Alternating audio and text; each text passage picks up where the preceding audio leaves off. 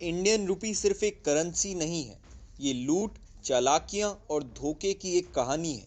जब US dollar दुनिया भर में राज कर रहा है, रुपी बस उसकी छाया में चल रहा है। एक भयंकर याद दिलाता है ये कि कैसे कॉलोनियल लालच और आज का आर्थिक साम्राज्यवाद इंडिया को बंधन में रखता है। अगर मैं ये कहूँ कि ये ग्लोबल साजिश है जो आज भी देशों को एक्सप्लॉइट कर रहा है। ये नया भारत है।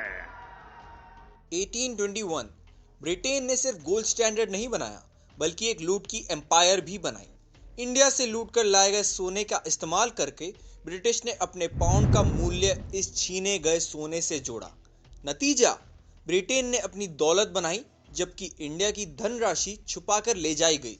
सोना उनके लिए कागज बन गया और हमारे लिए गरीबी। 1835 में ब्रिटिश ने इंडियन रुपी को इंट्रोड्यूस किया, जिसका मूल्य सोने की बजाय चांदी से जोड़ा गया। यह महज एक सही फैसला नहीं था, बल्कि एक सोची समझी गई साजिश थी। चांदी सस्ती थी, कम स्टेबल थी और आसानी से मैनिपुलेट की जा सकती थी। इंडिया की करेंसी को चांदी से जोड़कर रुपी का मूल्य हमेशा नीचे रखा गया, जबकि ब्रिटिश पाउंड, जो सोने से बैक था, हमेशा ऊपर जाता रहा। ये कोई अर्थव्यवस्था नहीं थी, ये एक आर्थिक सबोताज था। लेकिन ये सिर्फ रुपी की बात नहीं थी। ब्रिटिश ने ये इंश्योर किया कि इंडिया में सभी ट्रेड पेमेंट्स रुपीस में हो। व्यापारी अपना सोना और चांदी ब्रिटिश कंट्रोल बैंक्स में जमा करते रहें और बदले में कागजी रुपीस लेते रहें। असली दौलत कहां गई? सीधा ब्रिटिश के खजाने में। नतीजा क्या रहा? इंडिया अपनी ही जमीन पर कर्जदार बन के रह गया। 1890s तक ये मैनिपुलेशन अपने चरम सीमा पर थी। रुपी का एक्सचेंज रेट फिक्स हो गया था, 1 पाउंड इक्वल टू 15 रुपीज। क्यों? क्योंकि रुपी चांदी से जोड़ा गया था, जो सोने के मुकाबले में पहले से ही कम मूल्य में था। ब्रिटेन की दौलत बढ़ती गई और इंडिया का मूल्य गिरता रहा। वर्ल्ड वॉर वन ने ब्रिटेन की कमजोरी को दिखाया। जब पाउंड कमजोर हुआ, एक और शिकारी उभरा, यूएस डॉलर। जब ब्रिटेन अपनी कॉलोनीज को युद्ध के लिए एक्सप्लॉइट कर रहा था, अमेरिका ने अलाइड नेशंस को बिलियंस के लोन दिए।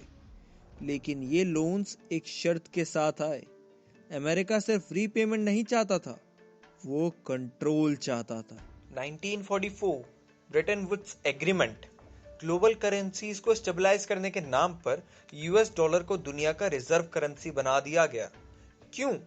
क्योंकि अमेरिका ने दुनिया के 75% गोल्ड रिजर्व्स को अपने पास जमा कर लिया था, जो युद्ध और व्यापार के जरिए निकाला गया। डॉलर की डोमिनेंस सिर्फ एस्टैब्लिश नहीं की गई थी, बल्कि इन्फोर्स की गई थी। इंडिया को 1947 में पॉलिटिकल आज़ादी मिली, लेकिन आर्थिक आज़ादी का क्या हुआ? वो सपना फॉरेन डेब्ट और आईएमएफ और वर्ल्ड बैंक जैसे वेस्टर्न कंट्रोल इंस्टीट्यूशंस के नीचे दब गया। ये संस्थाएं जो अपने आप को सेवियर बताती थीं, असली में इकोनॉमिक कंट्रोल के टूल्स थी। इनके लोन्स शर्तों के साथ आते थे, प्राइवेटाइजेशन, डीरेगुलेशन और ऐसे पॉलिसीज जो वेस्ट को फायदा देती थी। आज रुपी के बंधन पहले से भी ज्यादा मजबूत है। क्यों?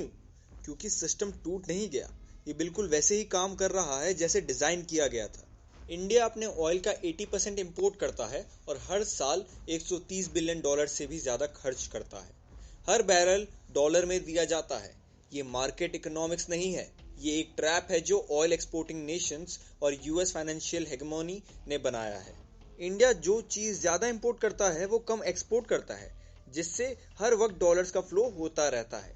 और ये डॉलर्स जाते कहाँ हैं? वापस यूएस के पास, जो अपनी डेफिसिट को फंड करता है, जबकि हम और ज्यादा कर्जे में डूब जा रहे हैं। ग्लोबल इन्वेस्टर्स इमर्जिंग मार्केट्स को प्लेग्राउंड समझते हैं और इंस्टेबिलिटी दिखते ही पैसा निकाल लेते हैं। वो रुपीस बेचते हैं, डॉलर्स खरीदते हैं और हमारे जैसे इकोनॉमीज को डीस्टेबलाइज करते हैं।